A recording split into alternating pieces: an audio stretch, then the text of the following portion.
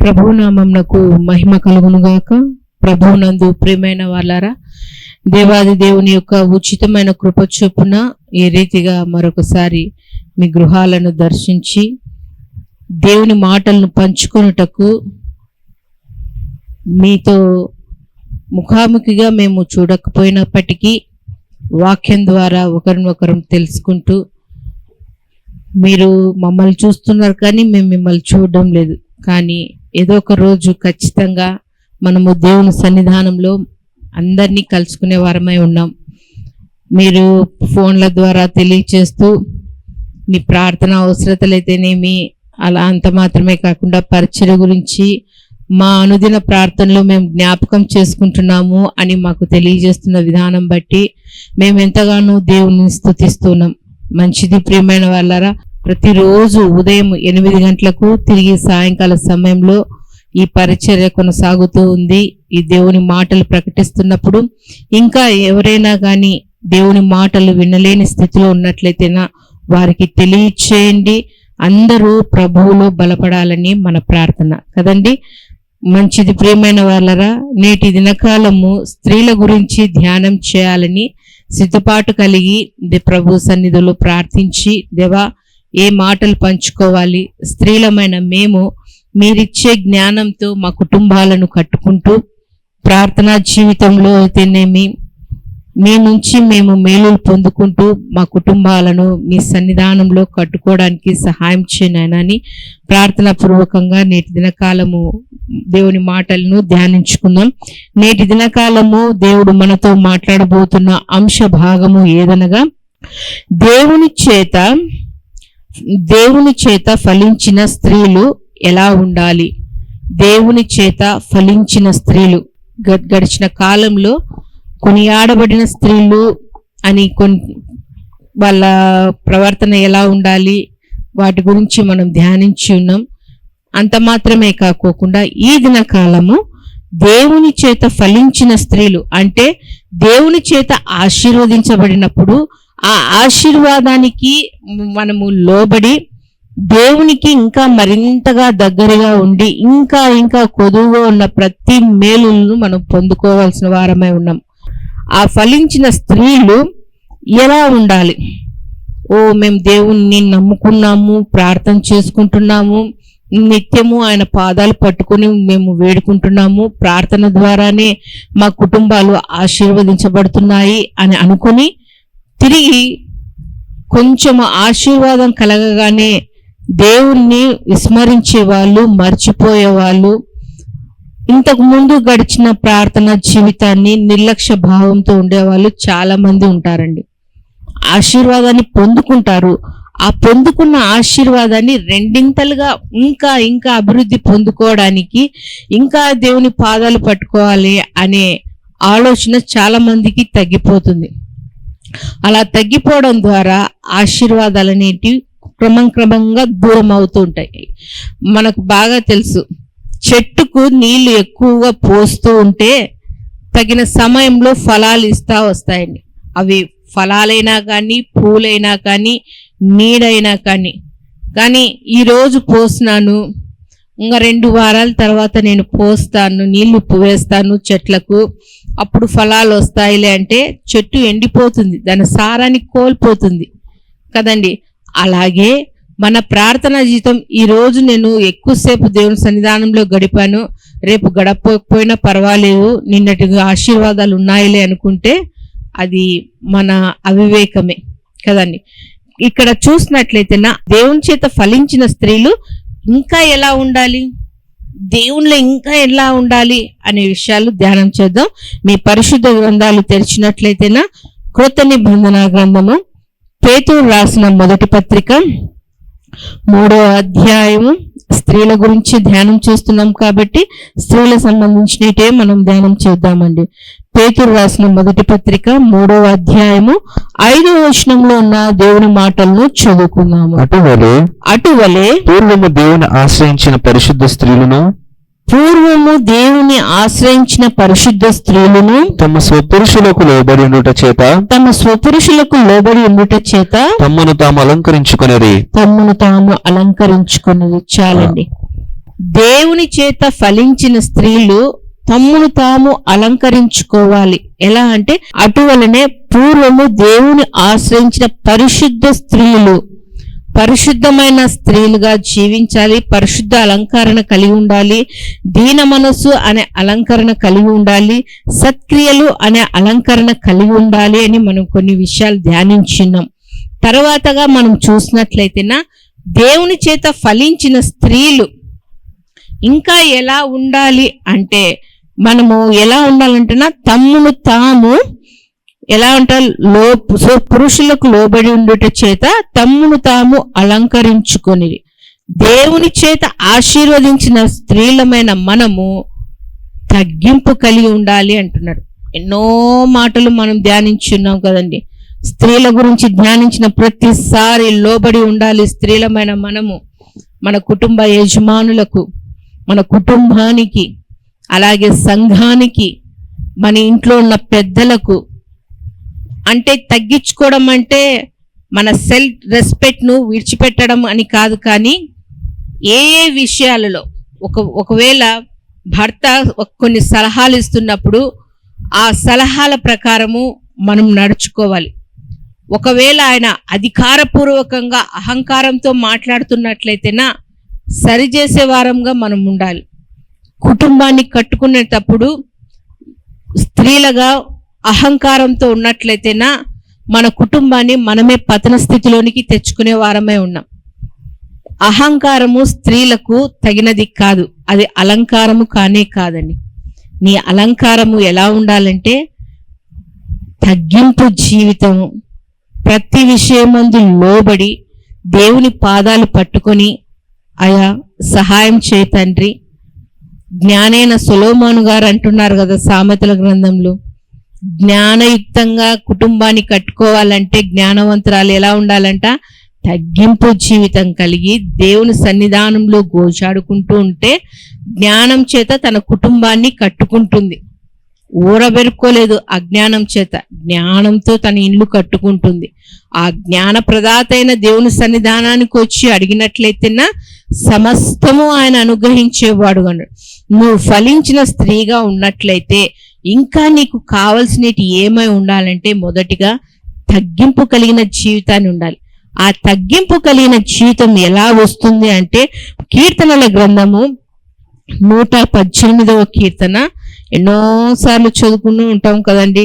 దేవాన్ని ప్రార్థించినప్పుడు సమస్యలు అధికమైనప్పుడు ఈ మాట ఖచ్చితంగా ధ్యానం చేస్తూ ఉంటారు. ఈ మాట 118వ కీర్తన 8-9 వచనాల్లో ఉన్న దేవుని మాటలను చదువుకున్నాము. మనుషులను నమ్ముకొనుట కంటే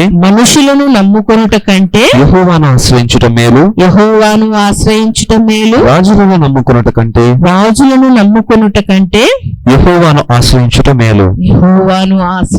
మేలు. అలంకరింపబడిన స్త్రీలుగా, పరిశుద్ధమైన స్త్రీలుగా, దీన మనసు కలిగిన స్త్రీలుగా, సత్క్రియలు కలిగిన స్త్రీలుగా మనము ఫలించిన స్త్రీలుగా మనం ఉండాలి అంటే దీన మనసు ఉండాలి, అలాగే సత్క్రియలు ఉండాలి, పరిశుద్ధమైన జీవితం జీవించాలి. అంత మాత్రమే కాకుండా ఫలించిన మనము, దేవుని ఆశ్రయించిన మనము మొదటిగా మనము ఎవరిని ఆనుకొని ఉండాలి అంటే దేవుణ్ణి నమ్ముకొని ఉండాలి. అంటే నీవే ఆధారము తండ్రి అని దేవుని పైన ఆధారపడి ఉండాలంట. నువ్వు ఇంకా ఫలించాలి, ఇంకా అభివృద్ధి చెందాలి అంటే ఇక్కడ కీర్తనాకారుడు చక్కగా అంటున్నాడు కదా, మనుషులను నమ్ముకొనుట కంటే, రాజులను నమ్ముకొనుట కంటే ఎవరిని నమ్ముకోవాలి? ప్రియమైన స్త్రీలారా, దేవుణ్ణి నమ్ముకోవాలండి. చాలా మంది తమ సమస్యలను బట్టి, ఇబ్బందులను బట్టి, వెంటనే వారికి వచ్చిన నష్టాన్ని బట్టి ఇరుగు పొరుగు వారిని, మొదటిగా బంధువుల వైపు చూస్తారండి. సమస్య వచ్చినప్పుడు బంధువుల వైపు, పలానా వ్యక్తి బలవంతుడు, మా బంధువులలో ఆర్థికంగా, శారీరకంగా, మానసికంగా గొప్ప పేరు పొందినవాడు, అతని దగ్గరికి వెళ్తే నా సమస్య చిటికలో పరిష్కారం అయిపోతుంది, అతడు ఒక్కసారి చెయ్యి ఇట్లా విదిలించినాడంటే నాకున్న ఇబ్బంది అంతా తీరిపోతుంది, నాకున్న అంత అప్పంతా తొలగిపోతుంది అని వెంటనే బంధువుల వైపుకు వెళ్తుంది. ఇంకా ఎవరి వైపు వెళ్తుంది? పక్కింటోళ్ళ వైపు, చుట్టూ ఉన్న వారి వైపుకు వెళ్తుంది. చాలా మంది చేసే పెద్ద పొరపాటు అదండి. నీ కుటుంబంలో ఏదైనా అనుకోని సంఘటన జరిగినప్పుడు, ఇదిగో నువ్వు ఫలించిన స్త్రీగా ఇంకా ఫలించాలి, దేవుని చేత ఆశీర్వదించబడాలి, ఇంకా ఎక్కువగా ఆశీర్వాదం పొందుకోవాలంటే నువ్వు దేవుణ్ణి నమ్ముకోవాలని, ఆయన పైన ఆధారపడాలని. దేవుని పైన ఆధారపడి జీవిస్తే నీకు శాంతి కలుగుతుంది అంటున్నారు యెషయా గ్రంథం 23వ అధ్యాయంలో. ఆయన పైన ఆనుకోవాలి, దేవుని నమ్ముకోవాలి. మనుషులను నమ్ముకుంటే వ్యర్థం. సహాయం చేసినట్లే చేస్తారు. సహాయం చేసి తిరిగి నువ్వు ముందు వెళ్తుంటే నీ వెనకల నీ గురించి రకరకాల మాటలు మాట్లాడుతూ ఉంటారు. ఓ, ఎంత వినయ విధేయతలతో నా దగ్గరకు వచ్చి మాట్లాడింది, ఒకప్పుడు ఎంత గర్వంగా మాట్లాడేది, ఇప్పుడు సమస్య వచ్చిందని నా దగ్గర పిల్లితిన ఉంది, అణిగి మణిగి మాట్లాడుతుంది, ఎంత తగ్గించుకునిందో, అయ్యా అని గోజాడుతుందో అని నీ గురించి హేళనగా మాట్లాడతారు వారి కుటుంబంలో. కుటుంబం వరకైతే పర్వాలేదు, ఆ మాట ఇక్కడ అక్కడ అక్కడ అక్కడ మొత్తం ఎప్పుడు చెప్తూ ఉంటారు. మా కుటుంబంలో దైవజనులు మంచి చెప్పులు తొడుక్కునేలోగా, మంచి వార్త చెప్పాలని చెప్పేలోగా అది గడప దాటక ముందే చెడు అంట ప్రచారం చేసేసి వస్తుందంట. మనం ఏదైనా ఒక మంచి మాట చెప్దామనేలోగా ఆ మంచి పక్కన దాగిపోతుందంట. చెడు అయితే మొత్తం రౌండ్ కొట్టేసుకొని వచ్చి మళ్ళీ నీ గడప ముందుకు వచ్చి నిలబడుతుంది. ఒక మాట అనకపోయినా అన్నట్లు. నిజమండి, రకరకాల వ్యక్తులు బాగా కనపడుతుంటారని. అనని మాటలను బట్టి, అనుకోని సంఘటనలను బట్టి నీవే చేశావు, నీవే నా మీద నింద వేశావు, నీవే ఇలా చేశావని ఏలు చూపించి చూపించి మాట్లాడే ఈ లోకంలో వాళ్ళను వీళ్ళ మీద ఆధారపడక దేవుడు సర్వాధికారైన తండ్రి అయిన దేవుని దగ్గరికి వచ్చి, నాయనా నిన్ను నమ్ముకున్న బిడ్డను తండ్రి, నేను ఇతరుల వైపు ఆధారపడలేదు, వాళ్ళని ఆశ్రయించలేదు, వారిని నమ్ముకోలేదు. ఇదిగో ఇంత నేను పుట్టినది మొదలుకొని ఈ దినకాలం ఈ క్షణం వరకు నిన్ను నమ్ముకొని ఉన్నాను, నీ పాదాలు పట్టుకొని ఉన్నాను. నీవు తప్ప నాకు సహాయం చేసే వాళ్ళు ఎవరున్నారు నాయనా, నాకు సహాయం చేయి తండ్రి అని నువ్వు గోజాడితే ఆయన వినుకోకుండా మనసు తిప్పుకుంటాడా, ముఖం మార్చుకుంటాడా? లూకా సువార్తలో మనం చదువుతాం, విధవరాలు ఎవరికి చెప్పుకోగలదు? తన పొరుగువాడు ఆమె మీద అన్యాయంగా ఇచ్చేస్తున్నాడు, మాటి మాటికి గొడవ పడుతున్నాడు. వెళ్ళింది న్యాయాధిపతి దగ్గరికి, అయ్యా సహాయం చేయి, సహాయం చేయని. అతని దగ్గరికి వెళ్ళిన ప్రతిసారి ఆమె ఖచ్చితంగా దేవునికి మొరపెట్టింటుందండి, దేవుని ఆశ్రయించుంటుంది, దేవుని ఆధారం చేసుకుని ఉంటుంది. తండ్రి నేను అక్కడికి వెళ్తున్నాను, అధికారి దగ్గరికి, సహాయం చేయి, నాకంటే ముందుగా నువ్వు వెళ్ళి అతనితో నువ్వు మాట్లాడని దేవుని సన్నిధానంలో ప్రార్థన చేసి ఉంటుందండి. ప్రార్థన చేసి అతని దగ్గరికి వెళ్ళి అడుగుతున్నప్పుడు అతని కఠినమైన వ్యక్తి యొక్క హృదయాన్ని దేవుడు మార్చలేదా? త్రిప్పేశాడండి. ఏ వ్యక్తి అయితే కఠిన హృదయంతో ఉన్నాడో నీ ఎడల, ఆ కఠిన హృదయాన్ని జాలిపరిచేవాడు నా దేవుడు. ఆయన్ని నమ్ముకోనండి, మనుషులను నమ్ముకోకండి. వాళ్ళ సహాయం కొంచెమే, అధికారుల సహాయము కొంచెమే. వారి అధికారంలోనికి వచ్చేంత వరకు నీ చుట్టూ తిరుగుతుంటారు, ఓటేయండి ఓటేయండి, అది చేస్తాం ఇది చేస్తాము, అక్క బాగున్నావా, వదినా బాగున్నావని లేనిపోని వరుసలన్నీ కలుపుకొని నీ ప్రక్కలో కూర్చొని టీ తాగిని చూస్తున్నాం కదండి. ఎలక్షన్లు వచ్చేలోగా నాయకులు దోశల బండి కాడ దోశలు వేసేంత కర్మ వాళ్ళకి ఎందుకండి? టీ కాంచాల్సిన పనేముందండి? ఇట్లా చిటికే వేస్తే వాళ్ళ కాళ్ళ దగ్గరకు వచ్చే సర్వెంట్లు ఎంతో మంది ఉంటారు కదా. ఎందుకు? టీ బొంకులు కాడపోను. ఇంకా ఘోరం ఏంటంటే వాళ్ళ ముడ్లు గడగను, స్నానం చేయను, తల దూవడము, బట్టలు ఉతుకుతా అంటే బట్టలు ఉతకడము, ఐరన్ చేయడము. ఎందుకు ఈ పాటలు? నీ నుంచి లాభం పొందుకోవడానికి.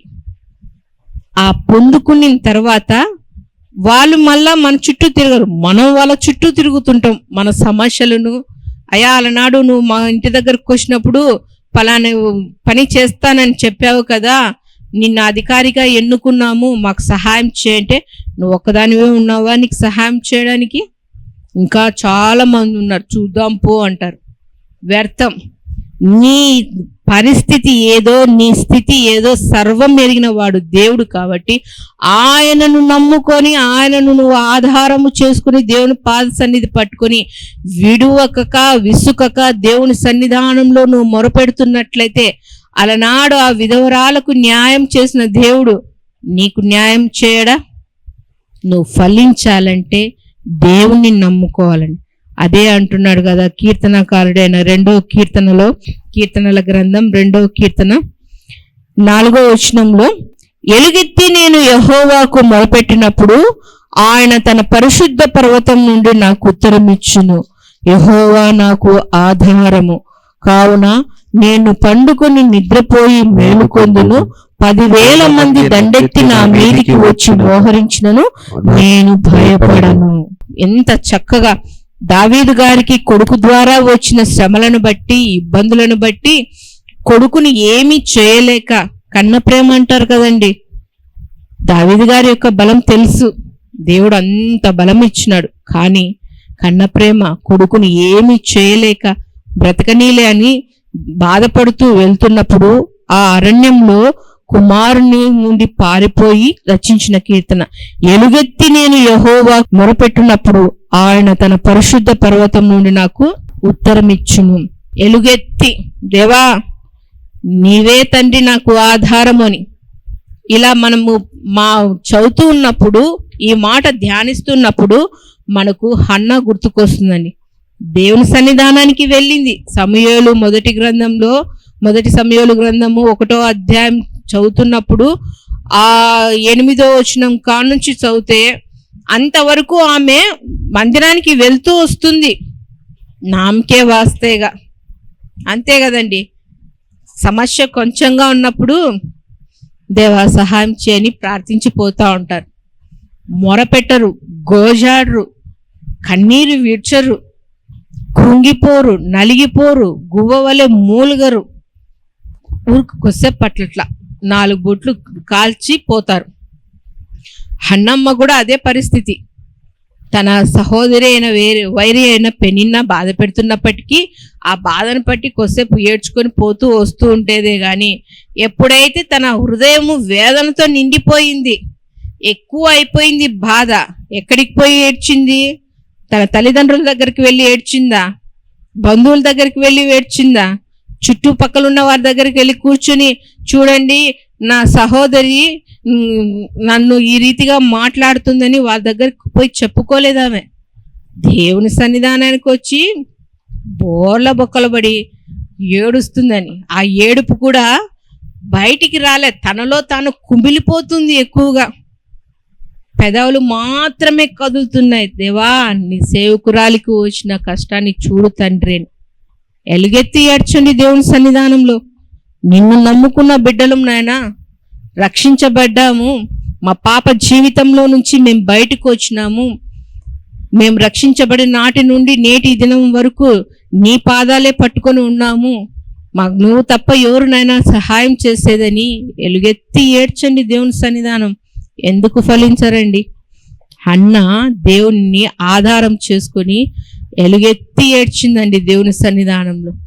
అయ్యా గొడ్రాలని నిందని తీసే తండ్రి, నాకు ఆ నింద తీసేసి ఒక కుమారు నీవు నీ కొరకే పెంచుతాను, నీకే ప్రతిష్ఠిత చేస్తాను, వాడిని నా దగ్గర పెట్టుకోను అంటారు. నేటి కాలంలో కూడా వివాహమైన సంవత్సరానికి గర్భఫలం పొందుకోకుంటే ఒలబడి ఏడుస్తుంటారు. పోని దేవుడు అనుగ్రహించినప్పుడు ఆ 3 నెలలు సమయం తీసుకున్న తర్వాత పసిప్రాయం నుంచి ఆ బిడ్డని దేవుని మందిరంలోనికి తీసుకొని వచ్చి, దేవా నీవిచ్చిన బిడ్డ తండ్రి, నీ బిడ్డ తండ్రి, నీ జ్ఞానం చొప్పున ఆ బిడ్డ నేను పెంచుకున్నటకు నా జ్ఞానం ఈ తండ్రి, నీలో ఎదగాలి తండ్రి, నీ బిడ్డగా జీవించాలి నైనా, నీ మందిరంలో అరకొర చిన్న పనైనా చేయాలి నైనా అని ప్రార్థించే తల్లులు లేరు. రావడం, కూర్చోవడం, బిస్కెట్ ప్యాకెట్లు చింపడం, కురుకురేలు చింపడం, వాడు ఏడిస్తే బయటికి తీసిపోయి కూర్చోవడం.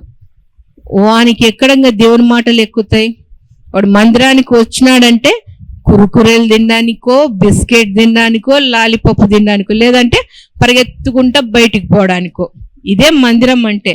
వానికి బీజము చిన్నప్పటి నుంచి వేయడం లేదండి తల్లిదండ్రులు. మొన్న ఈ మధ్య కాలంలో నేను వాక్యం చెప్తూ సంఘంలో చెప్పినాను, తల్లి స్వరము వినాలంటే ఈనాటి కాలం పిల్లలకు లేదండి తల్లి స్వరం.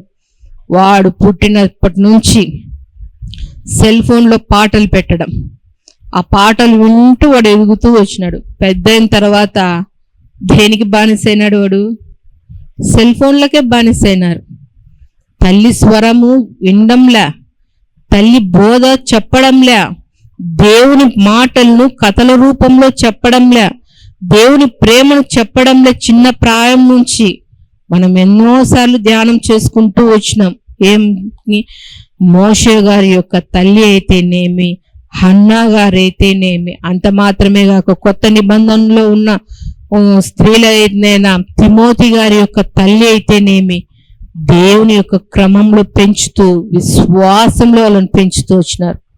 మొదటిగా మనం చూడాలి. రెండోదిగా మనం చూసినట్లయితేనా దేవుణ్ణి ఆధారం చేసుకోవాలి. మూడవదిగా గమనించినట్లయితేనా పేతురు రాసిన మొదటి పత్రిక 3వ అధ్యాయము 5వ వచనంలో చదివినాం కదా, దేవుని ఆశ్రయించిన స్త్రీలు తమను తాము తగ్గించుకొని అలంకరించబడాలి అన్నప్పుడు ఆ అలంకరించబడిన స్త్రీలుగా మనం చూసినట్లయితేనా సమర్పించుకునే స్త్రీలుగా ఉండాలి. ఏం సమర్పించుకోవాలి స్త్రీలు?